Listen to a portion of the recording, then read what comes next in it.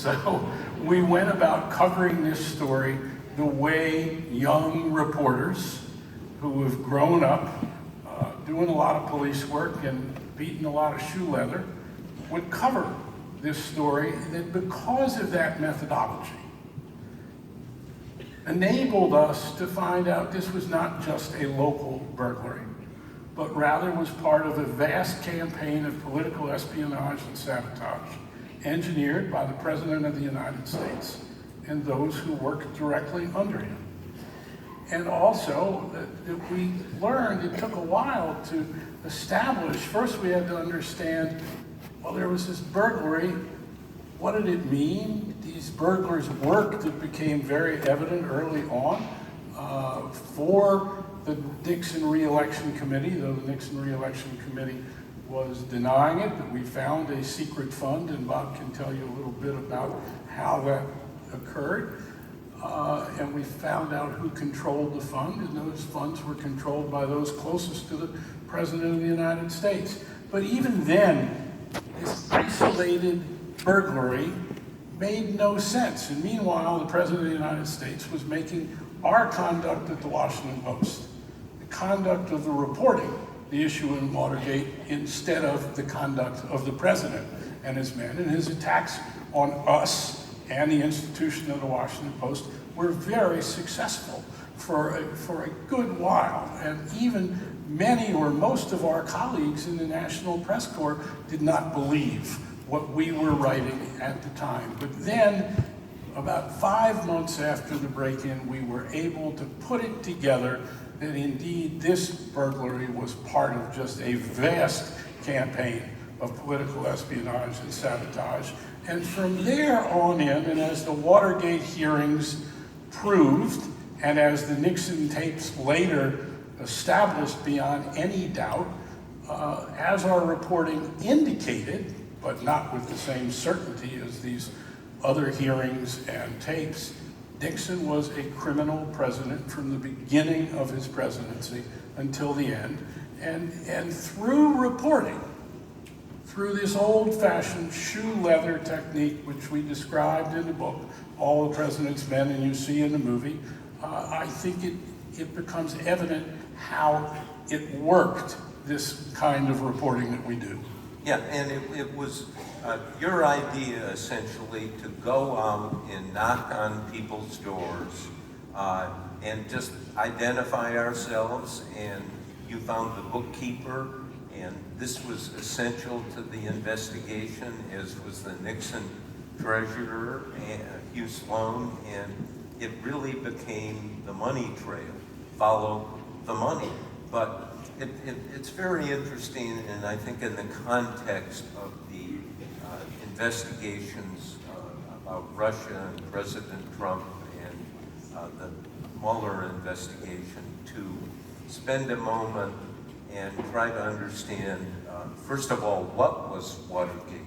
Watergate was an effort to destroy the process of nominating and electing a president of the United States. And it was insidious, it was deep, and it turns out when all the investigations and memoirs and tapes were out, that there were 5 wars of Watergate. The first one was 2 years before the Watergate burglary in 1970, when President Nixon said, we have all these anti-war demonstrators, they are traitors, we have to, and he signed this top secret order to wiretap and break into their homes. And J. Edgar Hoover, who was then the FBI director, looked at this and said, wait a minute, wiretapping, break-ins?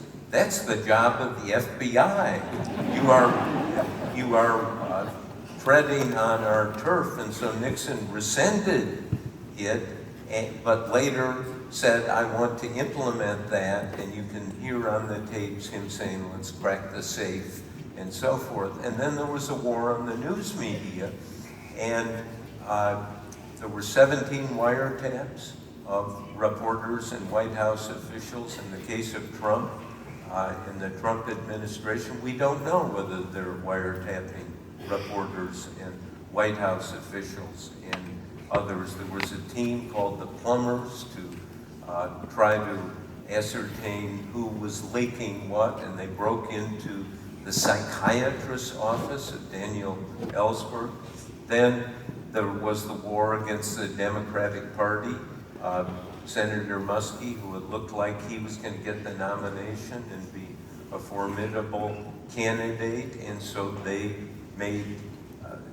attacked him, they spied on him, they sabotaged his campaign, and when you lay it out, it was debilitating. And then the Watergate burglary, which was part of this to get dirt on the enemy, they're caught, the burglars, through almost an accident.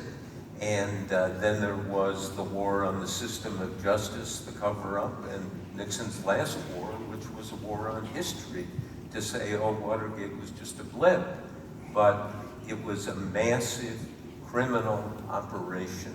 And that's why, in the end, the Republicans turned on Nixon, and to a person almost said he has to resign. So, did you make any mistakes throughout this investigation?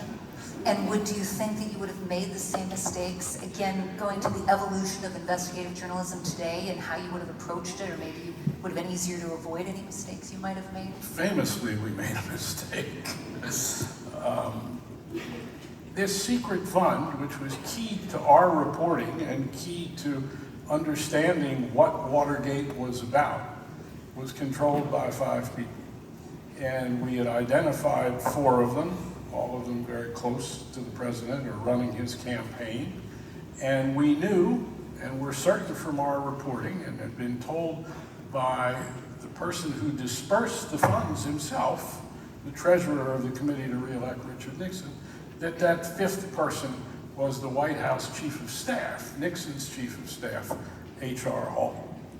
And we also had been told by Mr. Sloan, the treasurer of the campaign, that he had answered all the questions that the grand jury had asked him. So we wrote a story, and we had been constantly attacked for our use of anonymous sources throughout. And in fact, we never, in any other story, ever identified a source. And we didn't quite identify a source in this case, but we said that this individual, Hugh Sloan, of the committee to re-elect the president, had testified before the grand jury that Mr. Haldeman had controlled those funds. Well, it turned out that he had never testified to that effect because he was never asked by the grand jury. And the prosecutors had really been lax in pursuing the case. But we made an awful mistake. Yes, and it was, I'm really glad you asked that question. It was chilling to us, and we finally figured out, and it turned out that the whole Watergate was the Nixon and Haldeman operation, and Haldeman eventually went to jail for what we wrote about, and he actually had another secret fund of $350,000 of cash in the White House for himself to dispense to pay people off. So, but it was one of those things. I mean, I can remember. I mean, I just get this feeling in my stomach again. It was awful. We thought we were going to have to resign. You know, but you need to step up and acknowledge when you make mistakes, and that's, hopefully we learned that lesson. So I can imagine our aspiring journalists in the audience wondering, how would you approach the investigation today? Would the two of you, it was so different, Carl, as you described, and you had this background in your reporting that served you well in the early days.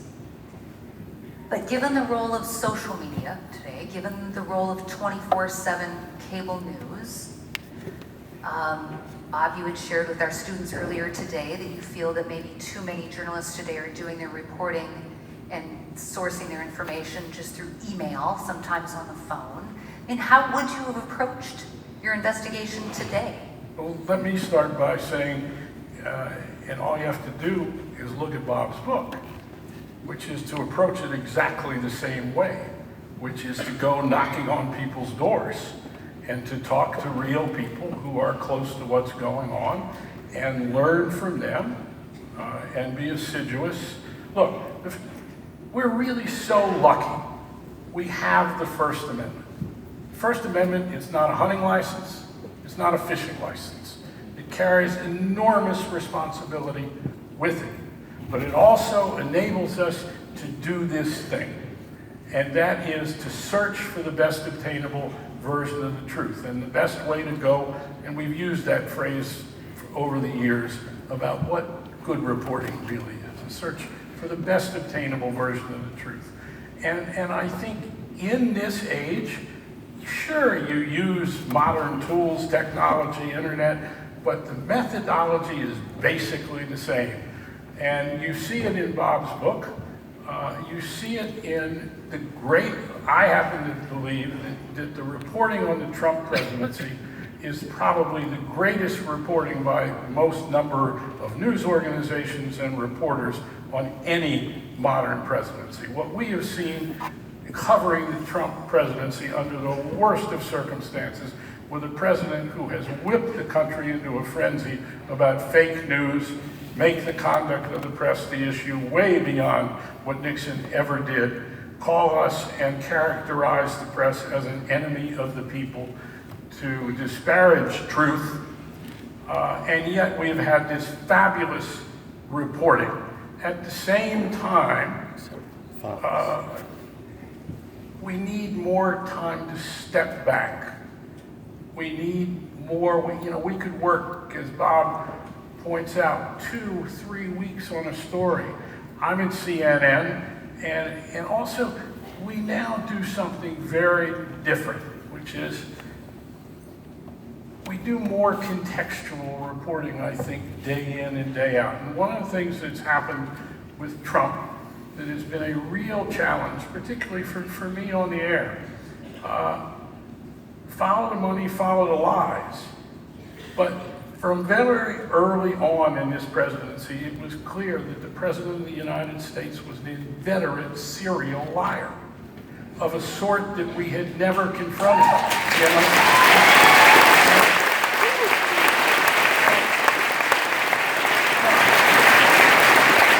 Lots of applause, but it wasn't universal. That's right. So when I started, but this is not, I mean, what's so important, this is not partisan. It's repertorial. That was the point. And in working on the Trump book, I quite honestly found I was getting lazy. I'd have people over to our house, or I'd go to their offices, and the Bernstein method of you go knock on doors without an appointment. And it was the first year after Trump was elected, I had the phone number of somebody in the White House I wanted to talk to, very strategic senior position. And I called him at 8 o'clock at home, no answer, 9 o'clock, finally 11 o'clock I called and he answered. And I identified myself and said, I'd like to interview you. Yeah, call the office tomorrow. You know the brush off, even university presidents get brushed off. And I said, well, I'd like to do it now. I'm 4 minutes from your house. And he said, 4 minutes from my house? How do you know where I live? And I said, I have good research. And he said, okay, come on by. And so at 4 minutes after 11, I showed up and locked. His wife was not home. And it's his home. And like so many of the people closest to Trump, the more they saw Trump and the operation, the more anxiety they had. And it was not quite dawn, but it was almost dawn when I left. And this is somebody I was able to develop a relationship with and get notes and documents. And the difference is when you do a book, you can hear something and then chase down not just a second, a third source, but people keep diaries. There are so many documents I quote from in the book which establish the authenticity of the moment. You can't do that in daily journalism. Well, given both of your recent comments and some of the applause that was just elicited, let's move to this question. So together and separately in your professional lives, you've subjected every administration since the 1970s to rigorous analysis for the benefit of the American people. Now, I was just out of college when your book, Mr. Woodward, The Agenda on the Clinton White House came out, just as either recent graduates or some of our current students this evening may have read your book, your recent book on the Trump White House. Your books often evoke strong reactions, and it sometimes depends on the ideological viewpoints of your readers. You have done books not just both on George W. Bush and wars during his presidency, Obama's war. I don't know that a lot of more liberal readers enjoyed some of what they read in that book, but address the tension between the press and the presidency and your thoughts on whether or not that's an indication of a healthy democracy and whether or not you think the tension has become more acute since Watergate. And is that a healthy thing for our democracy? The tension is inevitable, but then you have to spend time against the problem. The book you mentioned on Clinton, The Agenda, about the making of his economic policy. I had a year and a half to work on that. I got so much stuff and sent him a letter, President Clinton, I'd like to interview you. And he granted me one interview, and it was on background, but he has talked about it. And so I feel free to talk about it because it was a very interesting experience. Go into the Oval Office, I think it's January 1994. He'd been president 1 year.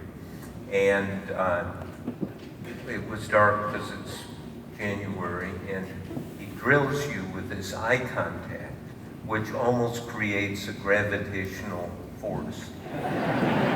He doesn't blink.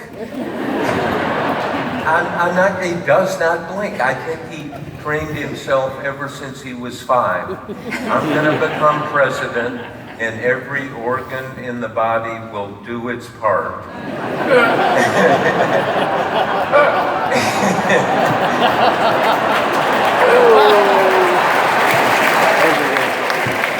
Including the eyes.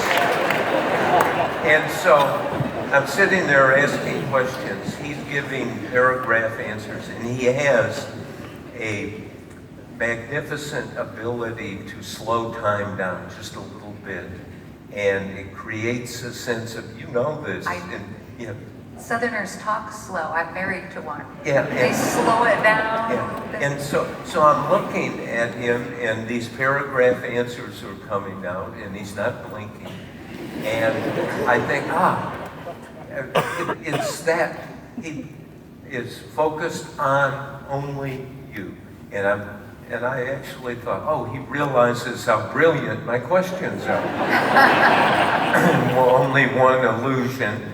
And so we go through this, he answers the questions, I leave the interview, and I think, what a great interview. All this new and important stuff that I can use in the book. And so I had somebody type up the transcript from the tape, and I read it the next day, and without the eye contact. And it sure felt good, but it was all mush. And I used one sentence. Now, you think about that. Clinton's ability to communicate is so, I mean, he makes Ronald Reagan look like an amateur. And not only in large groups, not one-on-one, but small groups. And so that capacity to make you feel good and not necessarily say a whole lot. You've experienced Bill Clinton story. I'm sure you Yes. experienced, and there's only one person that I've ever seen who did the same thing so effectively, and it's Jackie Kennedy. Exactly the same thing. Focus on somebody, never take your eyes off, and it didn't matter who it was, and it was magnetic, and it worked in both instances, as well as. How old? You met Kennedy or went to? Sure, I went to his press conference. I went to Kennedy's press conference. Were you 6 years old? That's right. I met her He started later. at age 16. I met her I later, know. but I did go to Kennedy's press conferences. Well, so whether it was when you were covering Nixon or then during the 80s and into the 90s, the George W. Bush era, I mean, even as you listen to members of the House and the Senate today, it does seem that there are some things they can agree on in terms of the political parties, and one of them is that Congress continues to delegate too much authority to the executive branch. Now, whether it's that phenomenon or others related to our democratic institutions, separation of powers, I'm curious what you view the role of journalists to be. And here I want to just rephrase this question slightly based on some wonderful insight and feedback I received from Dr. Emily Wanless, who is a professor of government and international relations here at Augustana. And so do you view the role of journalists to gather all the information, report it to the public, and let the public make up their mind as to the importance and impact of the information? Or do you see the role of the media in more of a social responsibility vein, where journalists should be interpreting meetings and evaluations for the public? And what are the implications of both perspectives, both in terms of on the journalist and on the public's trust in the profession? I think the two fit together with one exception in the language there, but I do think that interpretation, look, what is it that maybe is the most important thing that we do as journalists, as reporters, as editors? We make a decision about what is news. And that is a huge subjective, not objective, act.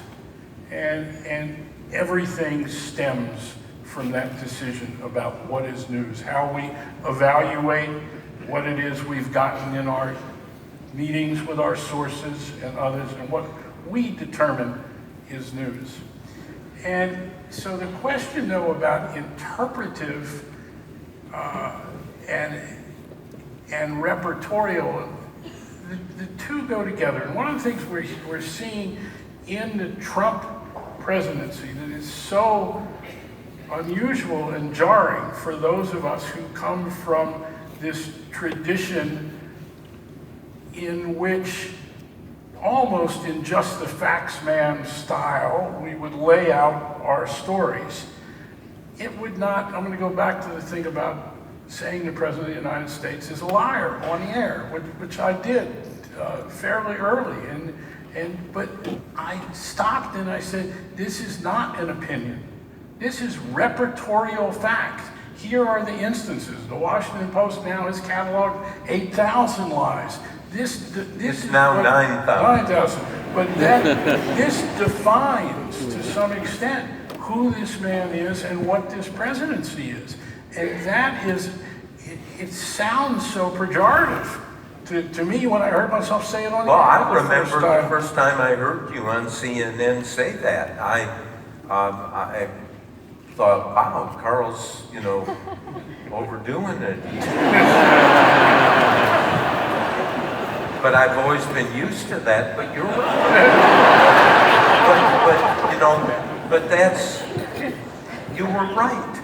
You were right. And now I don't like to use the word liar and speak in terms of untruths, but he is so, you use the word jar, but it's more than jar. He is upset. He has redefined the notion of political discourse. And here is one of the things I think that's going on. The tweeting, the bullying, the constant talk from him is a disguise, actually. And that what he is by experience and temperament, a showman. And this is all part of the show. And the problem is, and this is what I found out, and this is what alarmed me the most, and it's repertorial.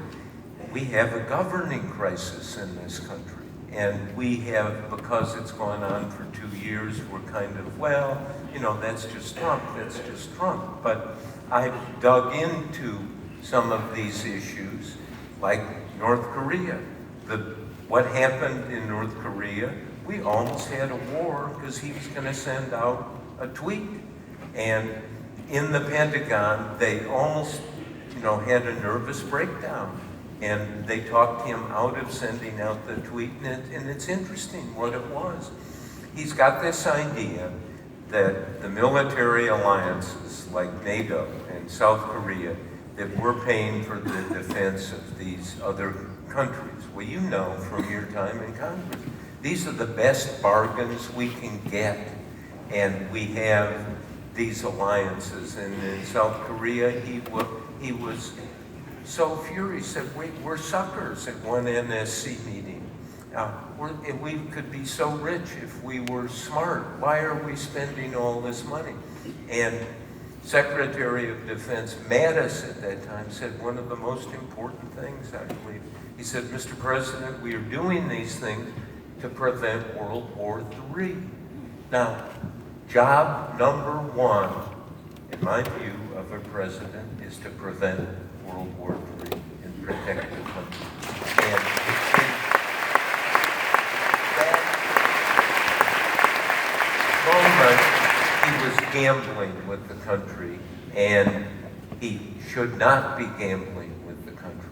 That is not just Trump being Trump, that is jeopardizing, because if we have some nuclear exchange involving North Korea, or even it's just in Asia, believe me, all our lives will change in a way that we cannot even imagine. Let me add something about, I talked about how great I think the reporting, including the daily reporting, has been on this presidency. But let's go to where the reporting had been terrible, and that is before the election.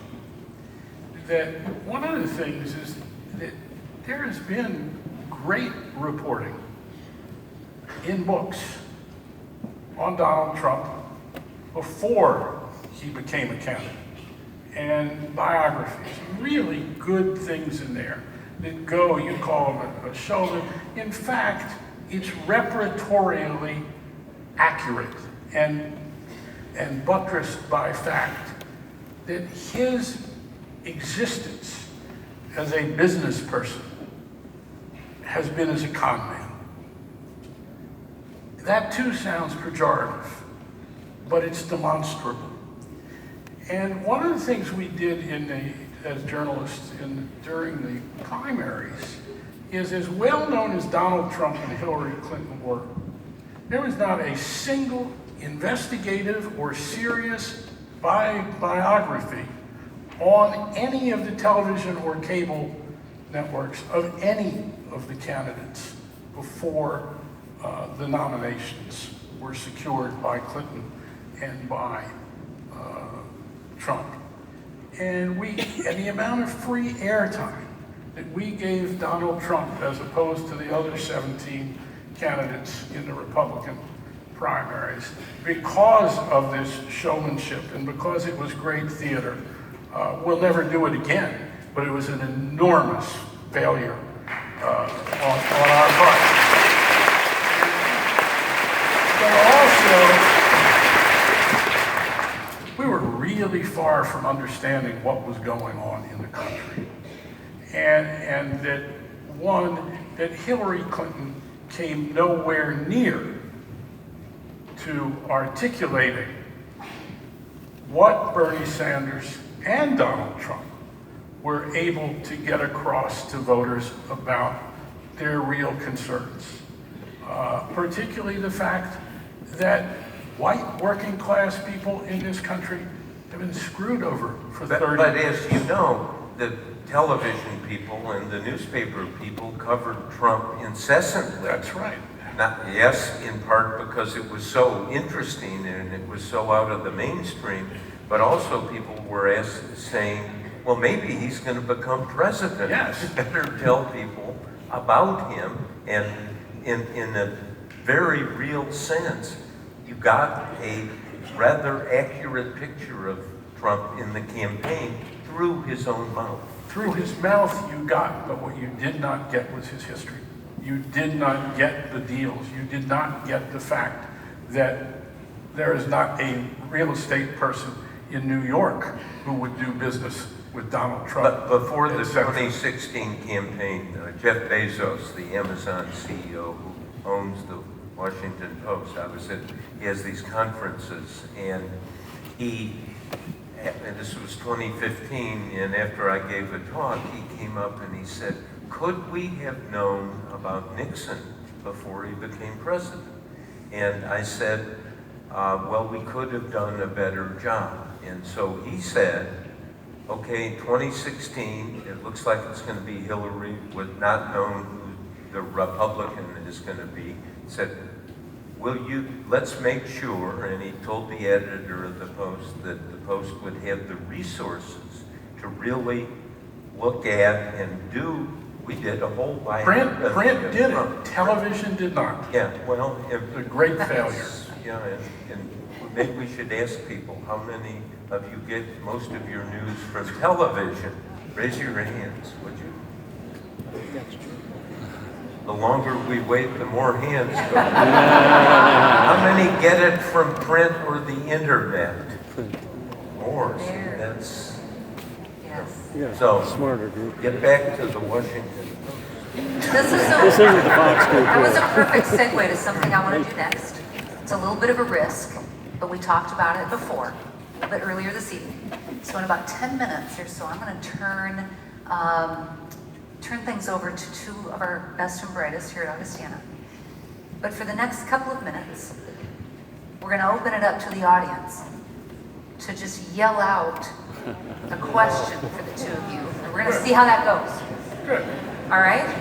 You guys were open to your game for it still? Sure. All right, here goes. Who's got a question? We have microphones that Gordon Liddy provided. Oh, there is a microphone. But that person yelled pretty well. I think they should repeat it, and then we'll repeat it. How do the two of you keep up with all the news all the time? He's better at it than I because he's doing mostly books. He steps back. I'm on the damn internet half the day looking at it because I know I might have to go on the air later at night. And it does not bring me comfort because there's too much, quote, breaking news that